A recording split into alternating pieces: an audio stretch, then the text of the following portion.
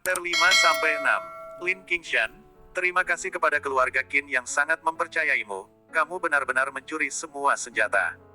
Apakah kamu mencurinya dan menjualnya demi uang? Lin Qingshan memandang Su Wuzu yang kehabisan gudang senjata dan berteriak padanya. Anda adalah cacing dan sampah, buka mulut Anda untuk memanggil saya tikus. Beraninya kau memarahiku. Juga, siapa yang memberimu keberanian untuk memarahiku? Apa sih pencuri senjata dan menjualnya demi uang? Tidak hanya Lin Qingshan yang dimarahi dan dipaksa, tetapi seniman bela diri lain yang sedang berlatih juga terpana oleh omelan Su Wuzu yang tiba-tiba. Siapa yang mencuri senjatanya, apa maksudmu? Lin Qingshan menatap dingin ke arah Su Wuzu. Hehe, kamu masih tidak mengakuinya. Apa gunanya menyangkalnya? Kamu baru saja mengatakan bahwa olah seni bela diri adalah milikmu. Ada begitu banyak senjata di seluruh gudang senjata. Siapa lagi yang bisa mengambilnya kecuali kamu? Aku tidak, jangan berharap kamu begitu rakus akan uang, bahkan mengambil senjata. Pergi keluar dan menjualnya untuk mendapatkan tael perak. Mata Su Wuzu melebar, wajahnya memerah karena marah. Aku ingin menggunakan senjata untuk melatih tubuhku, tapi sekarang kamu telah menghancurkan ambisiku. Anda memiliki motivasi diri seperti kentut. Lin Qingshan mengutuk dalam hatinya, tetapi dia juga mengerti apa yang dimaksud Su Wuzu. Saya bergegas ke gudang senjata dengan keraguan, dan melihat bahwa gudang senjata itu benar-benar kosong. Lin Qingshan tidak mengerti, semua senjata ada di sana ketika dia meninggalkan aula seni bela diri kemarin. Lin Qingshan berteriak ke kerumunan, di mana senjatanya? Semua orang saling memandang, tetapi mereka semua diam dan tidak berani berbicara. Hehe, sebagai penanggung jawab murid Wutang, kamu bertanya kepada orang lain kemana senjata itu pergi. Ada begitu banyak senjata, bisakah siapapun kecuali kamu mengambilnya diam-diam? Seluruh tubuh Su Wuzu bergetar, aku tidak menyangka keluarga Qin bertemu tikus besar sepertimu. Malu pada keluarga Qin. Diam. Lin Qingshan berteriak dengan marah. Kakak ipar, keluarga Qin ini akan menjadi milikmu di masa depan. Buka matamu tapi jangan mengalihkannya, kata Su Wuzu kepada Qin Yunji. Qin Yunji menatap Lin Qingshan dengan curiga, akan sulit bagi siapapun selain dia untuk mencuri begitu banyak senjata, tapi Lin Qingshan tidak akan sebodoh itu. Jangan menabur perselisihan di sini. Lin Qingshan berkata, meskipun saya tidak tahu siapa yang mengambil senjata ini, tetapi karena itu adalah kelalaian tugas saya akan menanggung konsekuensinya dan saya akan membeli senjata untuk melengkapinya nanti. Su Wuzu memuji Lin Qingshan di dalam hatinya, orang baik, Anda tidak hanya membantu saya menanggung kesalahan, tetapi juga membeli senjata untuk diri saya sendiri untuk dipanen lagi. Menelan gelombang senjata lain dan wilayahnya akan meroket. Saya akan mencari tahu siapa yang mengambil senjata itu. Lin Qingshan menatap Su Wuzu lagi dan berkata, saya, Lin Qingshan, tidak mengambil senjata ini, dan saya tidak kekurangan uang. Jika Anda menjebak saya, Anda harus memberi saya penjelasan. Lin Qingshan maju selangkah, tubuhnya diselimuti dengan kekuatan menekan Su Wuzu untuk pergi, tinjunya mengepal dan dia ingin melakukannya. Melihat ini, Su Wuzu tersenyum dan berkata, jika Anda ingin memukul saya, pukul saya jika Anda mau, tetapi ada aturan di aula seni bela diri dan perkelahian pribadi tidak diperbolehkan. Itu tergantung pada apakah Anda takut dengan aturan ini. Pokoknya, jika kamu memukul aku akan jatuh ke tanah. Ayo, jangan menyerah tanpa membuat masalah besar. Apakah kamu masih seorang pria? Lin Qingshan berkata dengan marah, jika kamu seorang pria bertarunglah denganku. Konyol sekali. Su Wuzu cemberut, hanya orang bodoh yang akan memainkan duel tidak berguna semacam ini. Lin Qingshan menggertakkan giginya dengan marah, tetapi dia tidak berani melanggar aturan. Dia mengambil napas dalam-dalam untuk mengambil adegan itu dan berkata, juga, jika kamu memukul sampah seperti kamu itu akan membuat tanganku kotor. Siapa yang tidak memiliki kekuatan untuk mengikat ayam? Saya juga seorang pejuang, kata Su Wuzu kepada Lin Qingshan dengan serius. Qin Yunji sedang minum air, dia langsung tersedak dan terbatuk keras. Ada apa? Kau ayam lemah, jangan menghina, kata seniman bela diri. Oke. Karena kamu seorang seniman bela diri, mari kita pergi ke panggung untuk berdiskusi. Kamu bajingan, apakah kamu berani? Seorang pria berwajah monyet yang telah dimarahi oleh Su Wuzu karena jelek melompat keluar dan berteriak. Jika mereka tidak melawan Su Wuzu, mereka tidak akan berdamai. Su Wuzu adalah pria yang tidak berotak, mereka menjadi agresif. Idiot. Su Wuzu meliriknya dengan jijik, berbalik dan berjalan keluar. Apakah menurut Anda trik tingkat rendah seperti itu berguna? Lin Qingshan berkata, berapa lama kamu bisa menjadi kura-kura yang menyusut? Masih ada 7 hari sebelum kompetisi tahunan keluarga. Kamu selalu membuat alasan setiap tahun untuk tidak berpartisipasi, tetapi kamu tidak lupa mempostingnya di keluarga. Kompetisi tahun lalu. Sampah. Su Wuzu tertegun sejenak mengingat beberapa hal. Kompetisi keluarga bangsawan adalah salah satu cara yang disepakati oleh kota Linan untuk menyelesaikan konflik. Apabila terjadi perselisihan antara berbagai keluarga untuk menghindari timbulnya pertengkaran antar keluarga yang sudah dewasa, disepakati bahwa perselisihan tersebut akan diselesaikan oleh generasi muda dari masing-masing keluarga. Setiap tahun, anak-anak dari setiap keluarga harus berjuang atas nama setiap keluarga. Namun, setiap tahun Su Wuzu menggunakan berbagai alasan untuk menghindari rasa malunya pada murid-murid keluarga besar yang menjadi lelucon. Sampai tahun lalu, dia diprovokasi dan bersumpah di depan semua murid keluarga bangsawan, dia akan berpartisipasi dalam kompetisi tahun depan dan dia harus diberi peringkat, jika tidak dia akan disambar petir dan digigit anjing gila siang dan malam. Adapun siapa yang dipengaruhi? Xie Guangping, pria yang selalu memikirkan mata Qin King, juga merupakan putra pertama kota Linan. Adapun mengapa dia berani membuat sumpah beracun ini, itu karena Su Wuzu merasa bahwa dia dapat memasuki Dao dengan cepat naik ke langit dalam satu langkah dan membawa Xie Guangping menjadi putra pertama. Saya harus mengatakan bahwa kepercayaan diri Su Wuzu yang arogan dan kebodohannya yang merasa benar sendiri memang mengagumkan.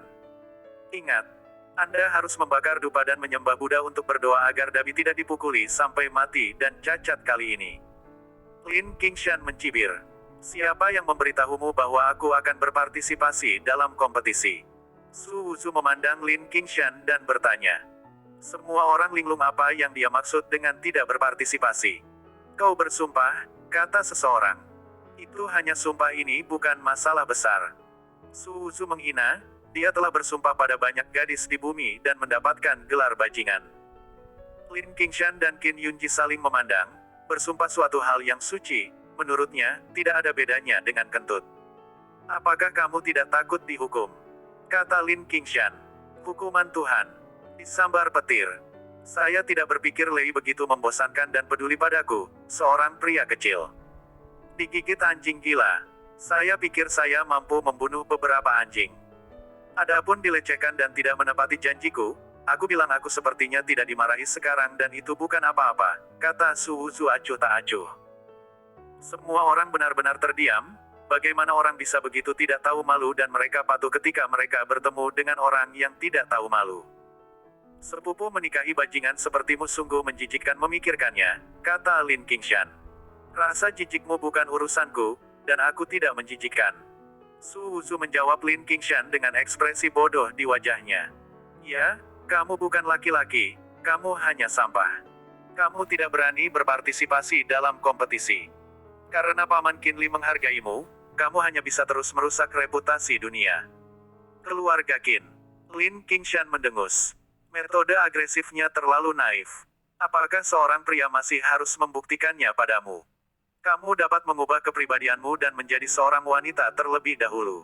Su Wuzu berjalan keluar tanpa menoleh. Lin Qingshan dan rombongannya memiliki wajah muram. Apakah ini masih Su Wuzu yang impulsif dan mudah tersinggung? Dia telah mengejeknya seperti ini di masa lalu dan dia pasti meledak. Tapi sekarang dia terlihat seperti babi mati yang tidak takut air mendidih, meninggalkan mereka tak berdaya, sayang sekali. Qin Yunji sedang marah kali ini. Tidak peduli berapa banyak hal menjijikkan yang dilakukan Su Wuzu, tidak semua keluarga Qin yang menyeka pantatnya untuknya. Jangan bicara tentang binatang tadi malam. Sumpah yang dia buat ini akan membuat keluarga Qin menjadi lelucon. Rentetan lelucon ini cukup membuat harga diri keluarga Qin turun. Jika itu di masa lalu, itu tidak lain hanyalah rasa malu, tetapi sekarang keluarga Qin terganggu oleh masalah internal dan eksternal. Jika reputasi turun drastis, masalahnya akan serius. Akumulasi emosi Qin Yunji meletus secara langsung, tentu saja kamu dapat melakukan apapun yang kamu inginkan, Bagaimanapun, ayahku tidak akan melakukan apapun untukmu demi ayahmu. Bahkan jika kamu brengsek bukan berarti kamu akan menikahi saudara perempuanku. Kamu tidak akan berpartisipasi kali ini, Dabi. Itu hanya untuk kehilangan 10.000 tael perak Anda. Biarkan keluarga Qin menjadi lelucon, dan biarkan saudara perempuan saya menjadi lelucon. Bagaimanapun ini bukan pertama kalinya Anda kehilangan keluarga dan kehilangan muka untuk pertama kalinya. Su Wusu, yang sedang keluar, berhenti dan tiba-tiba berbalik untuk melihat Qin Yunji. Ketika Qin Yunji diawasi oleh Su Wusu, dia berkata dengan dingin, "Apa yang kamu lihat? Lagi pula kamu tidak peduli dengan uang dan wajah. Sebaiknya kamu menjadi brengsek, dan ayahku akan menyerah sepenuhnya." Baru saat itulah Su Wusu ingat bahwa dia bertarung melawan Xie Guangping dan bertaruh dengannya.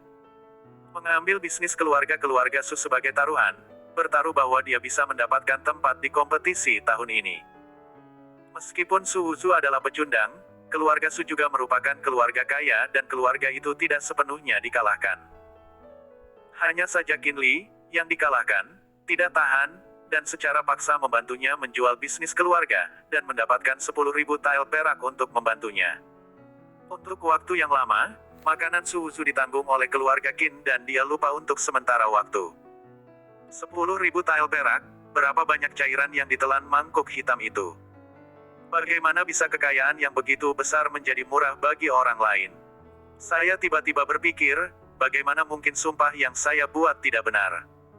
Saya harus pergi untuk berpartisipasi dalam kompetisi ini. Su Wusu berkata dengan sungguh-sungguh, hukuman Tuhan, anjing gila, dan lain-lain. Itu terlalu menakutkan bagiku. Lin Qingshan dan rombongannya semua lamban. Tidak ada gunanya bagi mereka untuk mengatakan begitu banyak. Kata-kata Qin Yunji membuat Su Wusu berubah pikiran. Kegiatan macam apa ini? Adapun ketakutan Su Wusu akan kutukan ilahi. Bahkan, dia tidak terlihat kagum sama sekali. Jika Anda benar-benar berani pergi, ada sedikit rasa malu bagi keluarga Qin untuk dipukuli sampai mati dan mereka juga senang. Su Wusu, tidak peduli apa yang mereka pikirkan, dia hanya memikirkan satu hal, perak tidak boleh hilang, itu miliknya. Dia ingin meningkatkan kekuatannya lebih cepat dan itu membutuhkan sumber daya. Perak tidak hanya dapat digunakan sebagai logam untuk meningkatkan kekuatan, tetapi juga membutuhkan uang untuk bertahan hidup di dunia ini. Dalam situasinya saat ini, dia dapat diusir dari rumah Qin kapan saja, bagaimana dia bisa melakukannya tanpa uang? Jika Anda memiliki uang dan kepercayaan diri, ketika Anda menang mintalah uang pada Qin Li, dan Anda tidak harus bergantung pada orang lain untuk menjalani kehidupan menantu yang bermartabat. Membeli rumah, mendekorasinya dengan indah, dan menjalani kehidupan yang hangat dan nyaman, inilah hidup. Jadi Su Wusu akan mengais beberapa logam lagi di aula seni bela diri, dia perlu menemukan lebih banyak logam untuk meningkatkan kekuatannya. Namun, begitu dia berbalik dia melihat Ye Qingmou, dia berdiri di sana, lekuk tubuhnya bergelombang, kakinya yang indah ramping dan lurus, terhubung ke pinggang yang ramping, lekuk tubuhnya seksi dan kecantikannya mencekik. Su Wusu tertegun sejenak. Dia tidak berharap dia mengambil inisiatif untuk menemukannya. Su Wusu tidak menghindar dan berjalan ke arahnya. Qin Qingmu dan Su Wusu berjalan di sepanjang jembatan rumah Qin satu demi satu, dan keduanya sangat tenang sampai mereka mencapai kamar kerja Qin Qingmu. Tak satu pun dari mereka mengatakan apa-apa. Kamar kerja Qin Qingmu adalah suite, dan ruang luar penuh dengan buku, lapis demi lapis, sebagian besar puisi. Di tengah buku, ada dua kursi malas dan kursi rotan yang sangat halus. Memasuki ruangan, Qin Qingmu duduk di kursi rotan. Su Wusu duduk di kursi malas dan menunggu Qin Qing berbicara padanya. Setelah menunggu beberapa saat, dia masih tidak mengatakan apapun. Su Wusu tidak terburu-buru, mengambil sebuah buku di sebelahnya, berbaring di kursi malas dan membolak-balikannya. Meskipun pendahulunya Su Wusu memiliki lamunan untuk masuk Taoisme dengan sastra, pada kenyataannya, ia memiliki sedikit pemahaman tentang sastra dan ia tidak memiliki bakat untuk belajar sastra. Namun, Su Wusu saat ini, yang sebelumnya tinggal di rumah tanah, mengembangkan kebiasaan membaca yang baik, terkadang membaca selama sehari. Meskipun puisi ini tidak sebanding dengan puisi Tang dan puisi Song, tetapi juga memiliki gaya yang berbeda, Su Wusu juga menarik untuk dibaca. Qin Qingmu juga menunggu Su Wusu untuk berbicara, tetapi dia tidak melihat Su Wusu berbicara untuk waktu yang lama, dia melihat ke samping dan melihat bahwa dia sedang memegang buku dengan senang hati dan anggun. Qin King bingung, ini benar-benar berbeda dari Su Wushu yang dia ingat. Kapan Su Wushu tenang dan membaca buku? Yang paling penting adalah, sepanjang jalan, dia diam dan tidak berbicara. Anda tahu, di masa lalu, ketika dia melihat dirinya sendiri, dia selalu ingin memutar otak untuk menyenangkan dirinya sendiri, membuat banyak keributan. Qin King Mo berpikir bahwa Su Wushu berpura-pura, jadi dia tidak berbicara. Dengan pemahamannya tentang Su Wushu, dia tidak bisa lama berpura-pura.